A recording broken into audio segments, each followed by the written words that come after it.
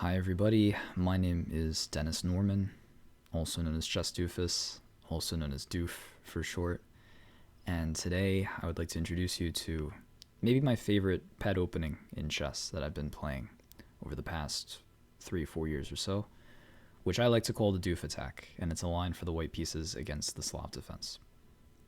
So for those of you like myself who are practitioners of the Queen's Gambit, you will often get the Slav defense via d4, d5, c4, c6. And maybe it's even the best move against the Queen's Gambit. Certainly it's a very well-respected line. Been played for probably hundreds of years. Been played at the highest level, been played world championship level.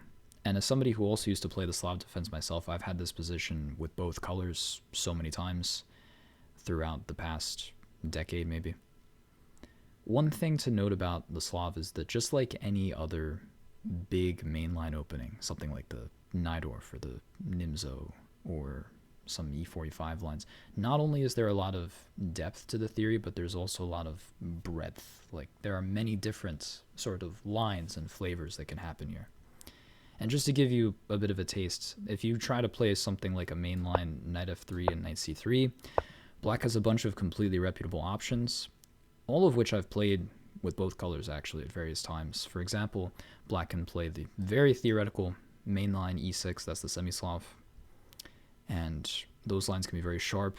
They can go 20, 30 moves even of theory sometimes. Black seems to be doing okay, can become some crazy positions sometimes. Also, black can take on c4. You probably want to play a4 to prevent b5, and then they can play bishop f5, or also e6 followed by c5 is a pretty good setup. And they can play a6 here with the idea b5. That's called the Chevenenko Slav. If you go e3 to prevent dc4, you're not cutting out any lines because now they have bishop f5, bishop g4, and still e6, g6, a6, all this stuff. But the point is that I have often been looking for pet lines for myself in various places in my repertoire. I've always been somebody who has enjoyed playing things that are maybe a little bit offbeat, have a little bit of their own flavor, maybe a little bit more original, but also are well-founded in sort of strategic ideas.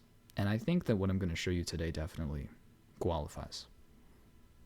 And the line that I play against the Slav defense, and that I played a lot when I was trying to reach National Master, begins with c takes d5. So this is the exchange Slav. Black will play c takes d5 because it doesn't make sense for them to play queen takes d5 if white can just play knight c3. So c takes d5. And now the move that I'm going to advocate is bishop to g5. And this is the start of what I like to call the Doof attack, and that's what we're going to talk about in this video. So a few things. First of all, calling it the Doof attack is kind of just a fun thing that I like to do because I've never seen a name for this opening anywhere. But I will say that there are some funny things with that. A lot of people that I know, actually, some of my friends, even some who are stronger than me, higher rated than me, have begun playing this opening as I've kind of introduced it to them. And some of them have had very good results. So it's sort of taken on a life of its own in a way. I would also say that in analyzing some games and looking not only at the master database, but even the Lead Chess database, I noticed some players who like to play this opening frequently. And one of them on Lead Chess is another strong player whose username was Uncle Doof, which I thought was kind of funny. So I guess that's another reason why it should be called the Doof attack. I should probably message that guy, or maybe someday you'll see this video or something, just to point out that that's pretty cool. I don't know what the chances of that are, but I guess that's another reason for it to be called the Doof attack. At the end of the day, if somebody tells me that some other really strong player, certainly many people much stronger than myself have played this opening, way stronger than me. If somebody else is kind of the founder of many of the ideas in this opening, then it probably shouldn't be called the Doof attack. But that's the way that I've called it for the past couple of years, and it's always cool to have kind of your own pet line that you like to develop in chess, and that's what I've made this opening into. Now, this opening has a few key ideas that I'm going to try to explain to you before we talk about some of the main lines. And the main thing about this move bishop g5 is that it's kind of inconveniencing black's kingside development. So in order to develop these pieces, black is probably going to have to make some pawn moves. But if they play the move e6, then white may play bishop takes d8, which will happen sometimes if you play this opening in a blitz or a bullet game. In fact, I just had that happen to me recently in a bullet game not too long ago. That's not the reason we play the doof attack, but it will happen sometimes. You just win a free queen. But also they have to consider, if they play knight f6, what happens if white takes on f6 and damages black's pawn structure. In that sense, the doof attack is very similar to an opening like the Tory or the Trompowsky, because black always has to consider what happens if white surrenders the bishop pair to get a better pawn structure. It creates a very closed, strategic type of position. One difference between this position, though, and something like the Trompowsky or the Levitsky attack is the absence of c-pawns.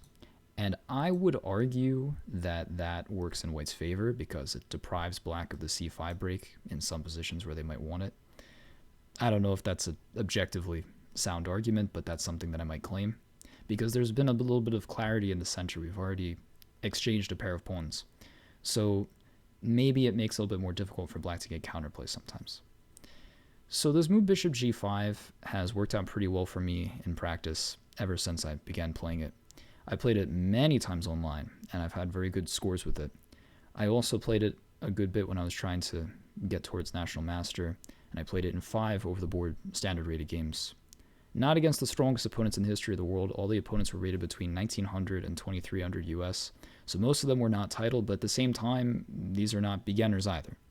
And I got 4.5 in those 5 games, which was a good score for me. So this opening has worked out pretty well for me. Over the course of this video, what I hope to achieve is, first of all, if anybody is interested in starting to play this opening, then I hope that I will give you enough to begin. Sort of give a basic overview. I'm not going to go into too much depth because I've spent a lot of time studying this opening, and I know a lot of random things, and maybe I won't have time to talk about all of them in this video. But I hope that I'll give you a good foundation. I also hope that anybody who plays the Slav defense with black will get something out of this too. Because one thing I don't want to do is be overly optimistic or not be objective. I will tell you that even though this opening has a lot of positives to it and has worked out really well for me, it should not really give white an advantage. And I will show you at the end of this video how I believe black should play to try to equalize against it. And then I'll also give some ideas for white to keep the game going, because I think that this is a really interesting line, even if black objectively may be able to equalize a little bit more easily than maybe against some more critical main line that white can play. I would say that right up front, one of the best things about the doof is that when you play the exchange Slav and you play bishop g5, you have condensed all those lines. You have avoided the semi-Slav, you've avoided those dc4, bishop f5 lines and whatever else, and you've condensed everything to one variation. So I'm going to now begin to talk about what the main moves that you can expect to see in this position are from black. Well, first things first, I would say the most common move is probably knight c6. And the reason for that is pretty simple. A lot of times black doesn't know how they want to develop their kingside pieces, but they know that this knight belongs in c6. So very often they play knight c6 first and then wait to see how they want to develop their kingside. It seems like a useful, uncontroversially good move, and I would agree with that. I think that knight c6 is as good a move as any in this position. You may also get people who start by playing a move on the king side. So the main ones that we have to talk about, which we will cover, will be things like knight f6, obviously. They can play f6, and they can play h6 to kick away this bishop. And so we're going to cover those moves, although I will point out that it doesn't make much difference whether I cover them in this position or whether I start with knight c6, and then we will be meeting knight c6 with knight c3, and then maybe they can play f6, h6, or knight f6, because usually these knights go to c6 and c3 either way, and there isn't much independent significance. We will get to that. But the first move that I want to talk about is black's attempt to maybe refute the doof attack with the move queen to b6.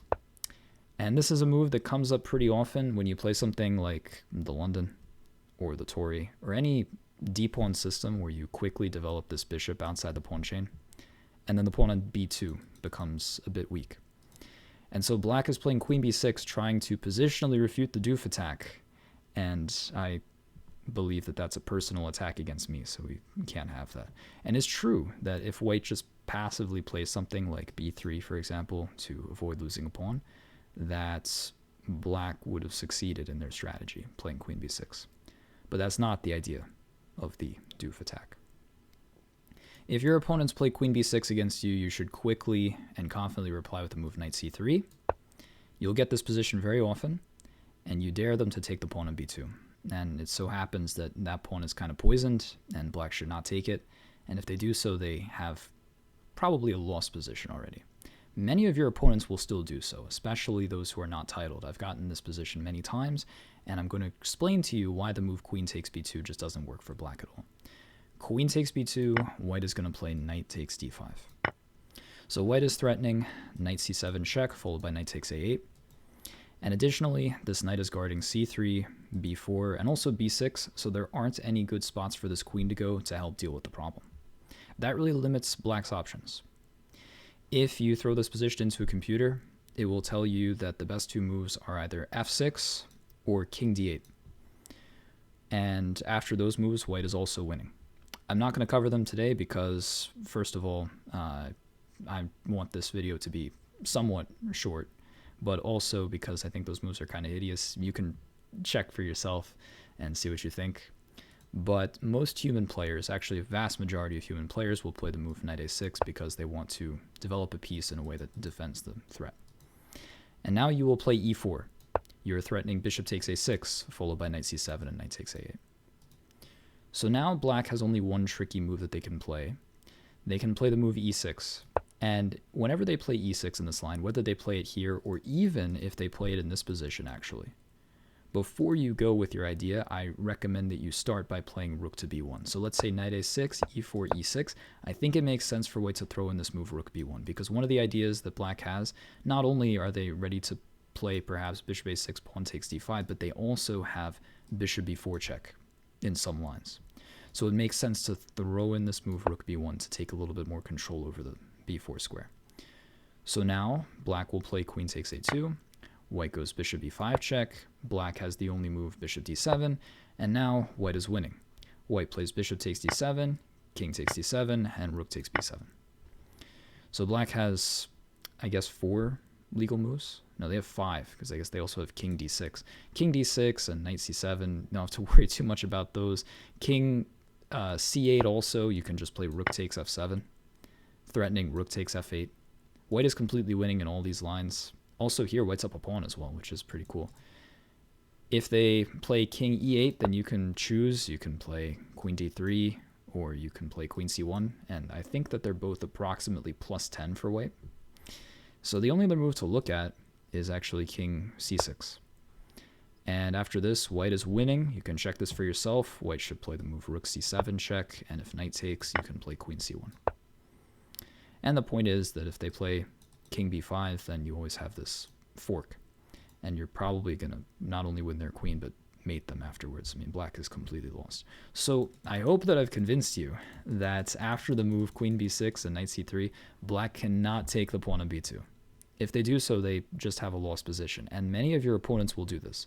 So if you just remember that sequence that I showed you, that should be good enough. So many players with black will realize that they can't take this pawn on b2. And if they're strong enough to see that, then the most popular move here is e6, which defends the pawn on d5. The funny thing is white wasn't really threatening to take that pawn, because if you think about it, if white played knight takes d5 here, black would play queen a5 check, and then there would also be kind of a skewer of these pieces on the 5th rank. But e6 is the most popular move, and after this, I would say that white achieves some advantage, and white should play the move queen to d2. Now, I don't think that this is anything crazy for white, but let's just stop and think about it for a second. Black has played e6, blocking in this bishop from c8. We've got a symmetrical pawn structure where white has this bishop outside, enjoying life, and black's queen's bishop is kind of stuck. Black also can't play b6 and bishop b7 or bishop a6 because they put their queen on b6. So white is going to play e3, bishop d3, then they can play knight f3 or knight e2 and castle, and then they can achieve some advantage and activity in an otherwise symmetrical position. Is it enough for white to be winning? No, but white has had very good scores here, both in master database and also online. So I think you should be quite satisfied with this sort of position. I think it's a very good version of the exchange Slav for white.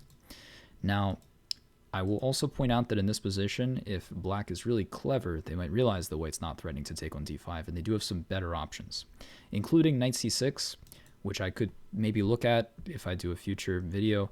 That's a topic in of itself. I would say that there are several good moves for white. Queen d2 is the most popular one. I've always liked e4 there, but that's something that you can take a look at. White is totally fine, maybe slightly better, but I think that that might be the best move. Either way, it's important to remember that queen b6 is not dangerous, and you can just play knight c3. So with that out of the way, I want to talk about the move knight c6 here. We will just play knight c3. And now with or without these moves included, we need to take a look at black's options as far as how they can get their king side pieces into the game. So black has three main moves that you need to know about here. The first one that I want to cover is what if they just kind of bite the bullet and play knight f6. And I think this is a reasonable move. I would argue that against this move, white achieves some advantage, but this isn't losing or anything like that. This is very similar, as I mentioned, to openings like the Trompowsky attack, and our idea was to play bishop takes f6. So black has two ways to recapture, and they can play e takes or g takes, and either way, they get a bit of a structural weakness in exchange for the bishop pair. Now, sometimes when I'm talking to students, and I'm looking at a position like this, I'll ask them sort of, what's going on with the structure? What's the deal? And they'll tell me, like, black has double pawns, so what is better? Something like that. And that's not really the case. The double pawns is not a problem. I mean, black can easily just move this bishop and get castle. It's actually going to make black's king very safe. It's not like white is going to go and take one of these pawns anytime soon. That's not what's happening. The real weakness in this sort of position is that black is going to have an isolated pawn on d5. It's also blockaded by white's d4 pawn. So it's impossible for black to exchange off this pawn or move it or do anything like that. It's kind of a sitting target. So then I would ask a chess student, hey, you, student, what is white's plan? Where should white put their pieces? And specifically, I mean the minor pieces, this knight on g1 and this bishop on f1. Maybe I would have the position without the knights on c3 and c6, so I could have them play knight c3, but I think that part's pretty obvious. So where do these guys belong? Sometimes a student will tell me white should play something like e3 and bishop d3 and knight f3. And I would count that as an incorrect answer. I mean, I do think that e3 is a reasonable move. In fact, I think it might be the best move. And I don't think the bishop is so bad on d3. It does kind of see both sides of the board. But at the same time, it has nothing to do with this weak pawn on d5. And putting the knight on f3 is definitely incorrect because it would be overruled by the pawn on f6. So what should we do? We should place our pieces where they can contribute to our middle game plan, which means that we should be putting our pieces where they can look at the black weakness on d5. And so after e3, let's say black plays something like bishop e7, we are going to play g3 followed by bishop to g2. This is the basic plan that you're going to go for against the ef6 structure. So now, in this specific position, you can see that white is attacking the pawn on d5 with their knight and the bishop. So they're attacking it twice, black needs to defend it. Maybe they go bishop e6. And now white goes with knight from g to e2, with the idea that they may play knight f4 and add a third attacker to this pawn on d5. And if they get a chance, they might even add a fourth attacker by playing queen b3. And then you got four guys that will attack in that one pawn. And very often you will actually just win this pawn. If you do, you will be winning because you'll have a protected pass pawn on d4. And it's an extra pawn, and also your bishop may be a monster, all kinds of other things. Black can't afford to lose that pawn. So what they should do is probably become really passive to save it, because there are some things that black can do to avoid losing this pawn.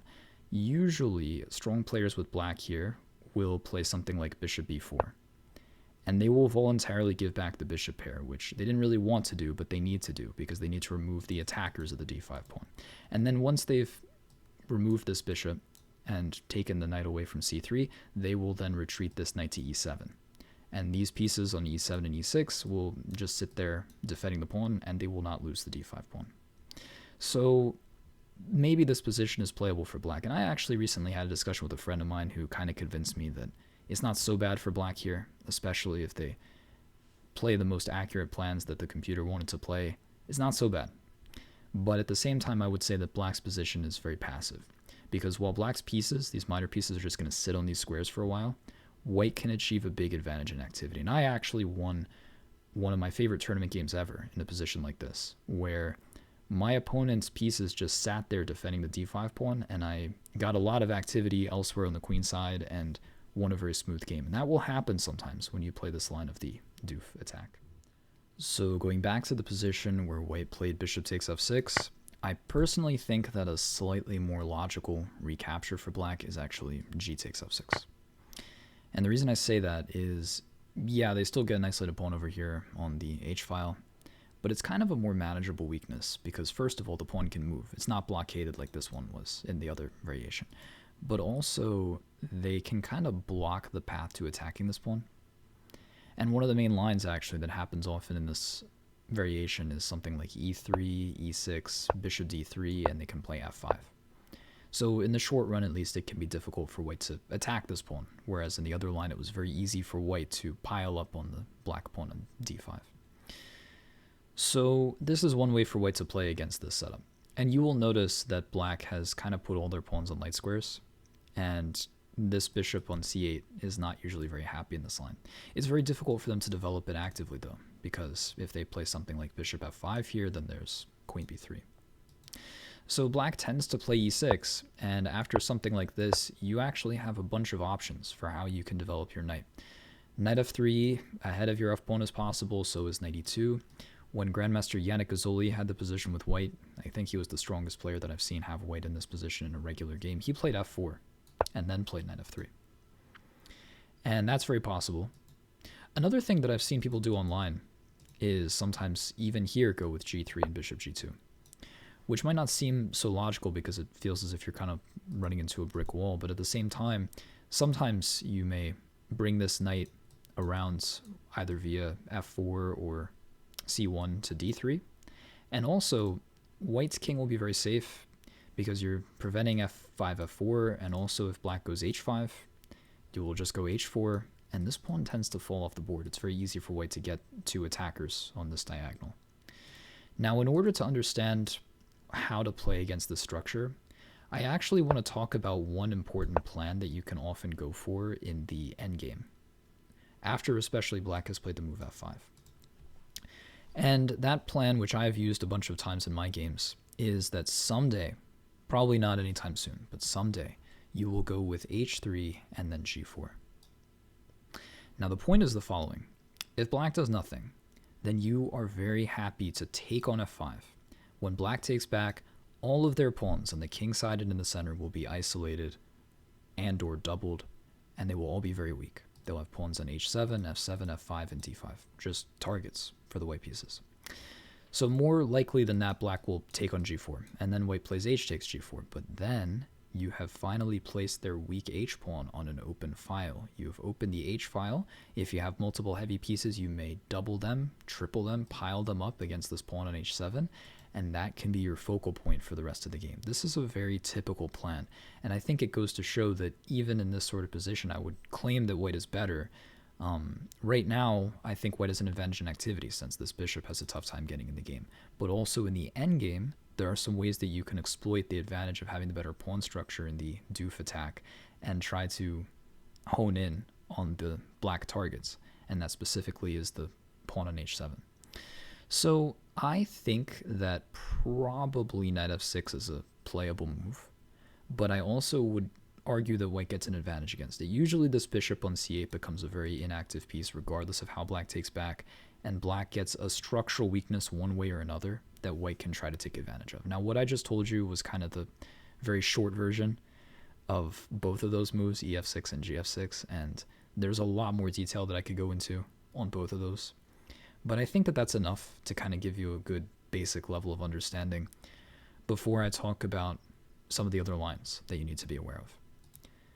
Now in this position, let's say, or in the position without the knights on c3 and c6, black may decide that this bishop on g5 is just too annoying and they have to kick it away.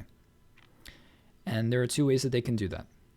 One of them is they can play h6, and the other is they can play f6. Let's start with h6. That's very common. After h6, you will just play bishop h4, And now if black plays knight f6, nothing changed. You will still play bishop takes f6, and you will get the same sort of position that I just talked about. And you should be pretty happy with that.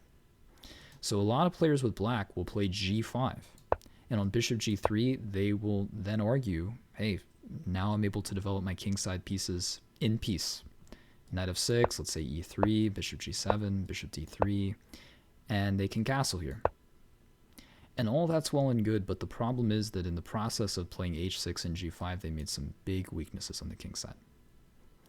And white is going to try to pry open the king side by playing the move h4, which I think is a pretty instructive move. There's no way that black is going to allow white to take on g5 and open up this file right towards their king. So almost all of your opponents will probably play the correct move g4 here.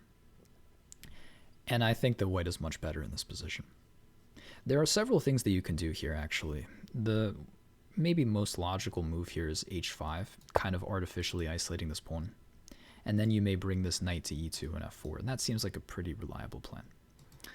When I analyzed these positions first with the computer, a long time ago, it was always pointing out that white doesn't need to play h5, and it was actually just advocating for knight ge2, and I always thought that was weird because why can't black just go knight h5 and try to maybe take this bishop?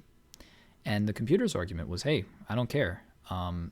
If black plays knight takes g3, I will play f takes g3 and castle and use this beautiful open file for my rook. The king goes to h2. Maybe another idea is bishop b1 or bishop c2 and then queen d3, threatening to go into h7. And it's actually black who has to worry about a lot of weaknesses, even though white just played f takes g3. Now that's a really interesting sort of computerish way to play. You don't necessarily need to do that. But in all these positions, I think that black is way overextended on the king side. And you should do really well in these sorts of lines. I had a position very similar to this in a last round game of a tournament in 2020 against a master opponent, and I got the win with the white pieces. And in large part, it was because he made these weaknesses on the king side that I could always sort of exploit for the rest of the game. So I'm not a big fan of this h6, g5 stuff. You will get this pretty often. I think that the best way for black to play against the doof, and the way that I would argue that black can probably equalize, is f6. They can do it in this position, or they can play it without the knights on c6 and c3. It doesn't matter much, the positions will transpose. So let's go back to the version with these knights on the board and then f6. Why is this such a good move? First things first, the move f6 is probably one of the best ways for black to fight against the Levitsky attack, which is d4, d5, bishop g5, without the inclusion of c4, c6, and cd5. So whenever black plays f6 in that line, the point, as it is here, is that when white plays bishop h4, which I do not recommend, black will go knight h6. And the purpose of knight h6 is to play knight f5. And just to give you a sample line of why I think this is not very good for white, let's say white goes e3 to try to continue the development. Black goes knight f5 and white goes bishop g3. Black could take this bishop, but even better than that, they can play h5. And now they have the idea to play h4. And if white plays f3, they can take this guy. And if white plays h3 or h4, then they're happy to give white this bad pawn structure. And it's nothing like what we just looked at. This is pretty hideous for white in this situation. So I really don't recommend bishop h4. I think that this is just walking right into black's idea. So if bishop h4, you go knight h6. And I also want to make sure that this video is useful to somebody who plays the Slav with black as well, so you know what to do. So I'm not advocating the move bishop h4 here. There is a crazy move that's possible in this position, which is e4. And I've never quite figured out what to make of this move, but I'm not going to recommend it because I think that it makes sense to have a repertoire that's kind of internally consistent. And the problem is that if black plays f6 without the inclusion of the knights on c6 and c3, then e4 doesn't really work at all. So I feel as if I should recommend the same way to play regardless of whether the knights have been deployed to c6 and c3 or not. So let's go with knight c6, knight c3, f6, and the move that I'm going to recommend, which is the main line in this position, is bishop to d2. So maybe white's move bishop d2 looks a little bit weird here. It does block the queen. It's kind of a much less active looking spot than g5 was. But at the same time, black's move f6 is also a bit weird. It blocks their knight, and it creates a lot of light square weaknesses.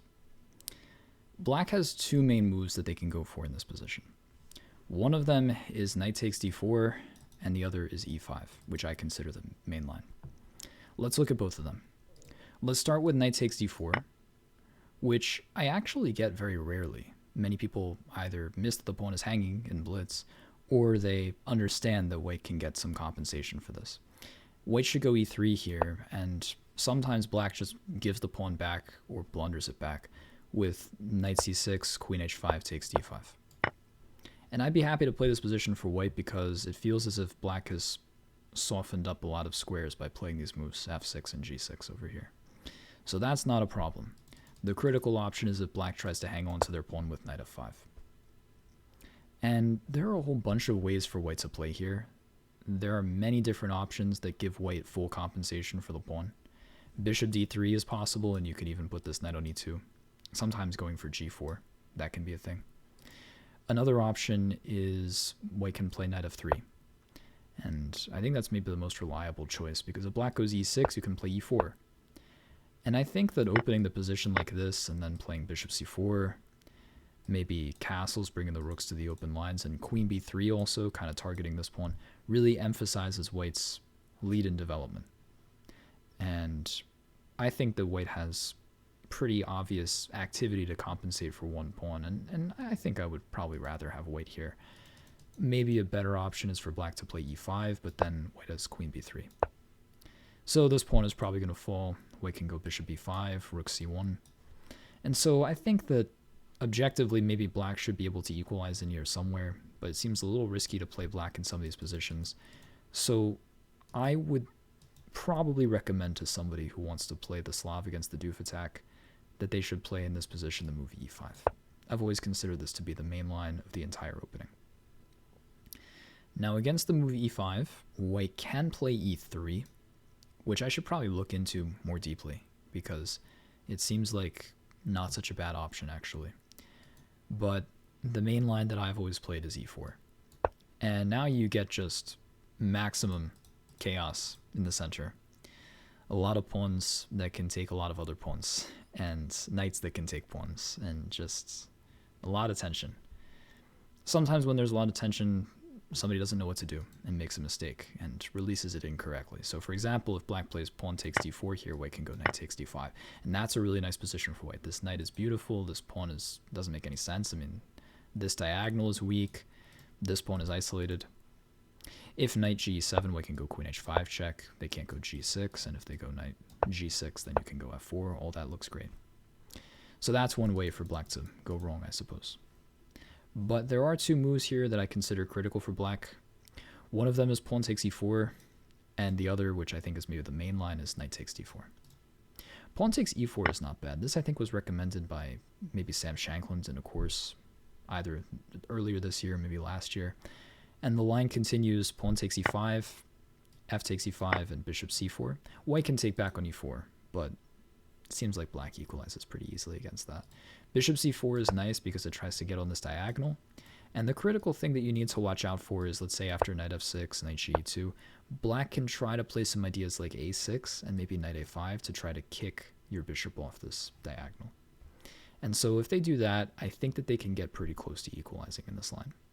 Although there's plenty of play left in the position, and eventually white can get their pawn back, of course, on e4, and very unexplored position as well. Not a whole lot of theory known here. The most forcing way for black is knight takes d4.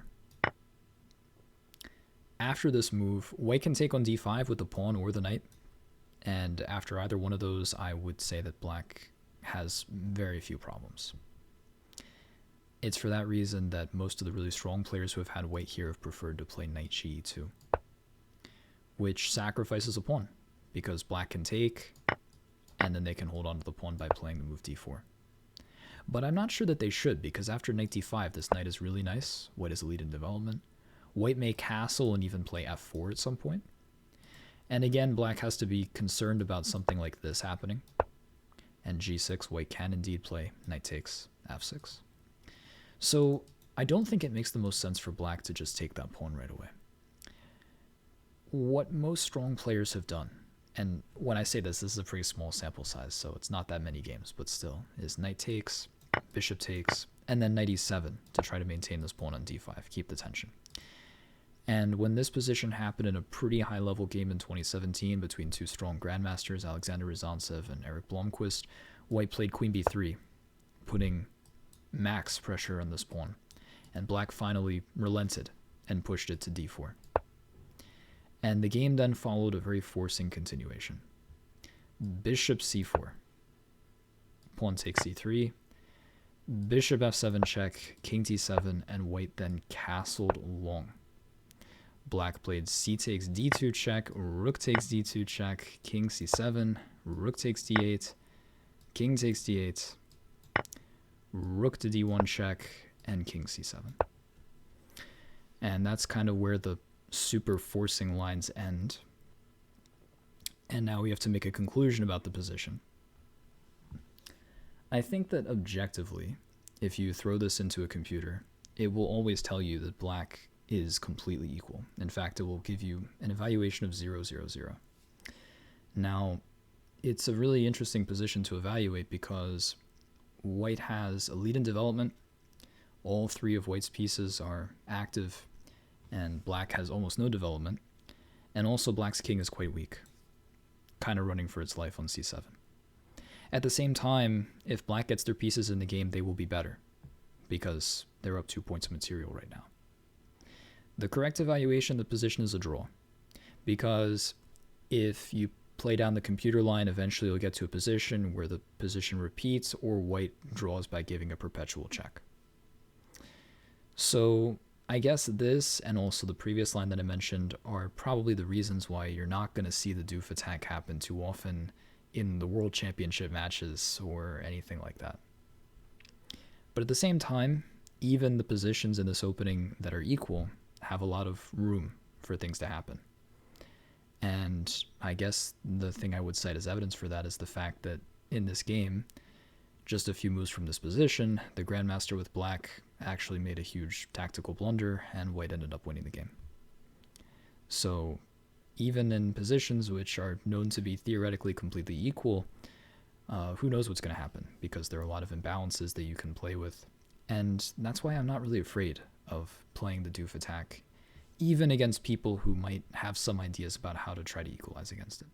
In conclusion, the doof attack is one of my favorite pet openings in chess. I played it a lot when I was trying to get to 2200, and I played a lot online. I've always had very good results with this opening. And it's not such a problem to me that I think that objectively black can probably equalize, although I also am okay with admitting that because I don't want to tell you something that I don't believe. You know, if I just told you that I think white is better everywhere, that wouldn't be honest. And I will just say straight up that you're probably not going to see this opening at the highest level that often, but I think it's definitely very playable at master level and certainly expert level and class level below that. I think that it's really instructive, actually, how white can try to play for an advantage against a lot of the black responses, especially the ef6 and gf6 lines, trying to take advantage of black's pawn weaknesses, and when black goes h6 and g5. So I really like this opening for its sort of strategic elements. And I also think it's important in chess to have some fun. You know, if you're not a professional player, you have to remember that black is going to be okay in chess in general. And so you need to play something that you're comfortable with and something that you know and something that can get you good results. And that's definitely been the case for this opening. Now, what I've presented to you in this video has been just kind of a cursory overview. There is so much more that I could talk about. There are a lot of ideas I didn't really touch on. There's the idea of pushing e4 and when they take, playing d5 to hit a knight on c6. That's something that I could focus on maybe in a future video. There are a lot of different ideas. Black can sometimes try to play bishop f5 or certain other move orders, and maybe if there's popular demand, I could make a part 2 of this video where I go into much more depth and talk about some of the more granular details of this opening. But I think this is where I'm going to leave it for the moment. If anybody out there has stuck with me through this whole video to this point, I really appreciate it. This has been the culmination of a lot of time and effort on my part and a lot of fun as well. And if you have any comments or questions down below, I would love to see them and answer them. And I really appreciate everybody who has taken the time to to watch this. I hope that I've given you enough that if you want to play this opening, you have a good foundation. You could probably start playing it, maybe even over the board, certainly in your blitz games or whatever. And I also hope that if you play the Slav defense with black, that you feel confident you know what the right direction is to look for response to this opening, not that you're going to face it too often. And apart from that, I think that's pretty much all that I have to say to you. So thank you guys so much for watching, and maybe I'll see you next time.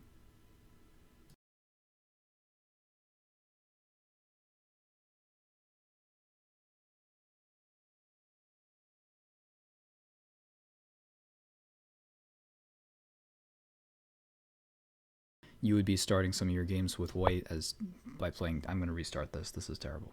And against this, white should probably play a4 to stop black from playing b5, and then I'm going to restart. The position should be about equal with...